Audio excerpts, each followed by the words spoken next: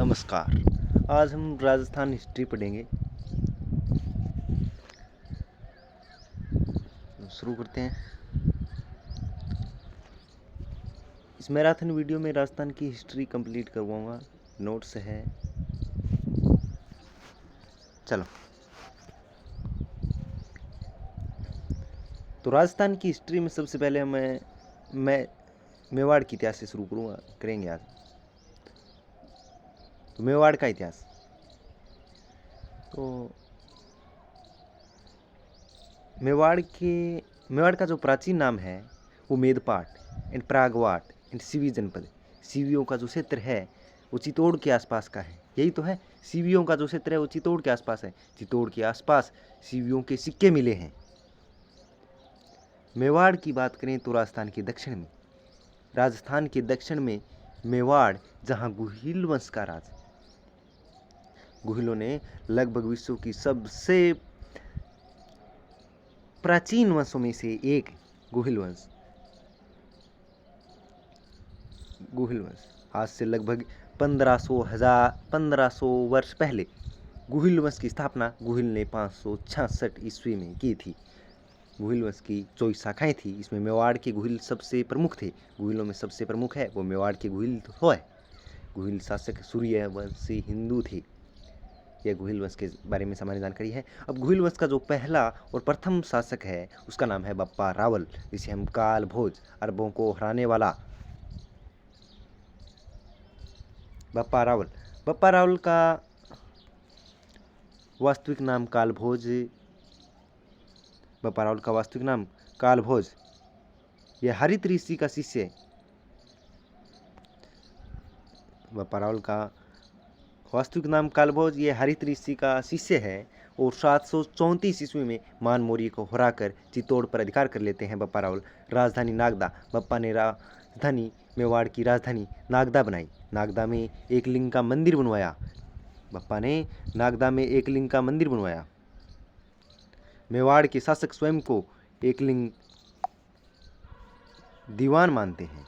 बप्पा रावल मुस्लिम सेना को हराते हुए गजनी तक चला गया तथा वहाँ के राजा सलीम को हरा दिया और अपने भांजे को राजा बनाया। रावलपिंडी शहर, पाकिस्तान का रावलपिंडी शहर बप्पा रावल के नाम पर पड़ा है।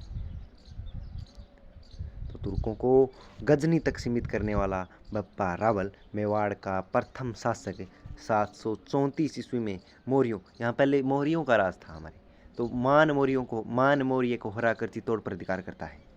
इसके बाद बप्पा के बाद अल्लट जिसे आलूराव कहते हैं वो आता है। लेकिन बप्पा के बारे में सीवी वैद्य ने बप्पा रावल की तुलना चार्ल्स मार्टेल से की। फ्रांस का कमांडर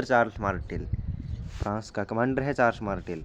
मेवाड़ में सोने के सिक्के प्रारंभ करने वाला 135 ग्रेन का सिक्का बप्पा ने शुरू किया। बप्पा को हिंदुआ सूरज, अब हिंदू पत सांगा है, हिंदुओं का पत देगा सांगा, लेकिन हिंदू सुल्तान कुंभा है। बप्पा के लिए उपाधियां हैं हिंदू सूरज, राजगुरु, चकवे यानी चारों दिशाओं को जीतने वाला।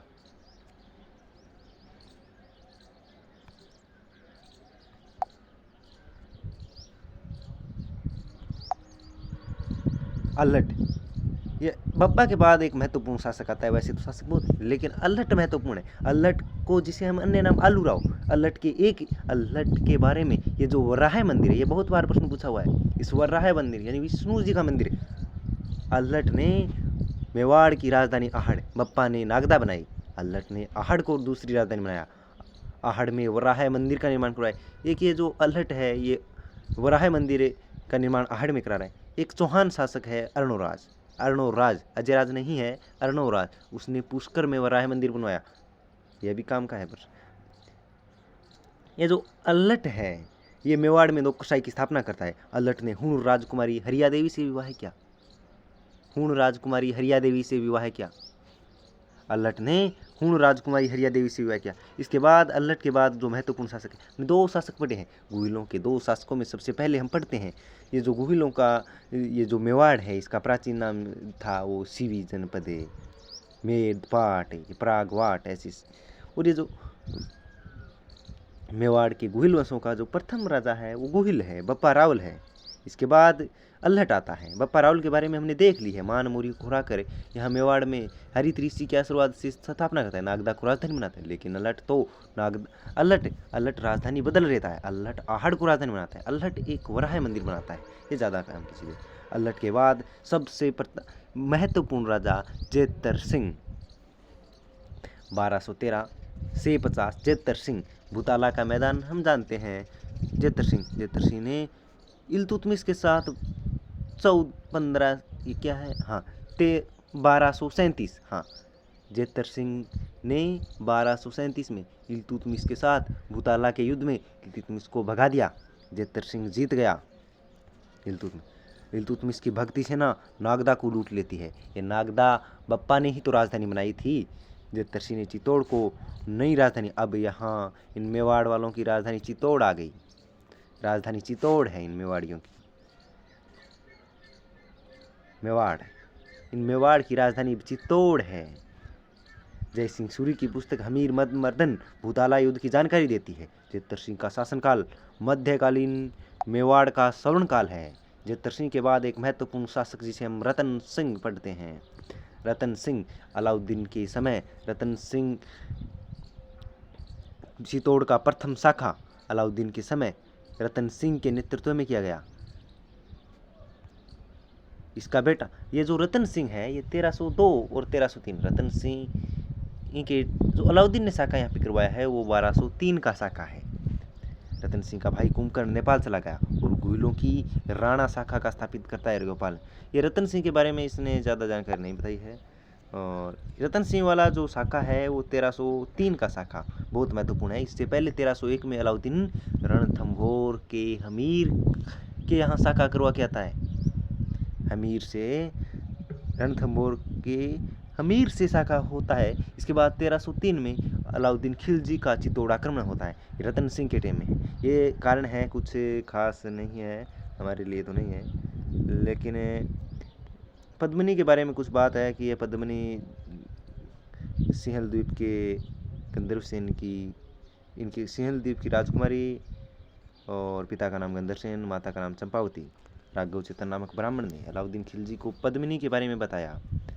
1303 का जो चित्तौड़ का पहला शाखा है वो पद्मिनी के नेतृत्व में 16,000 क्षत्रियों के साथ किया गया। शाखी का मतलब है जौहर और केसरिया। पहले इसमें जौहर होता है और राजपूत केसरिया धारण कर शत्रु से लड़ते हैं। अलाउद्दीन खिलजी ने चित्तौड़ पर अधिकार कर लिया।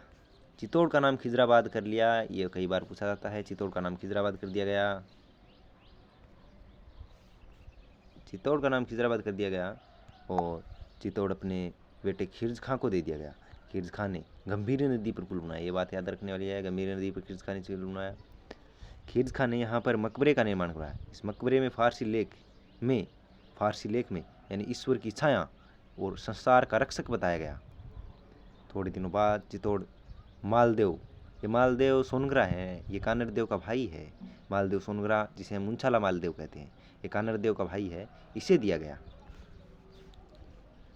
ये जो चित्तौड़ का शाखा है 1303 का चित्तौड़ शाखा, गोरा और बादल इस शाखे में मारे जाते हैं। अलाउद्दीन खिलजी ने चित्तौड़ में 30,000 लोगों का कत्लेआम करवा दिया। 30,000 लोगों का कत्लेआम करवा दिया। मलिक मोहम्मद जायसी की जो पुस्तक है पद्मावत, वो अरबी भाषा में लिखी गई थी। ये बाद में लिखी गई है। शाखी का इससे बाद में लेना देना नहीं है। ये बाद में लिखी हुई पुस्तक है। जेम्स टोड और मुनोत नैन्सी ने तो इस कहानी को स्वीकार किया है। ये जो मलिक मोहम्मद जायसी बताता है ना, ये कहानी इनने तो मानी है। सूर्यमल मिश्र ने इस कहानी को अस्वीकार किया है। अमीर खुसरो खजाई उल फुतुह तारीख अलाई में चित्तौड़ आक्रमण का वर्णन भी करता है।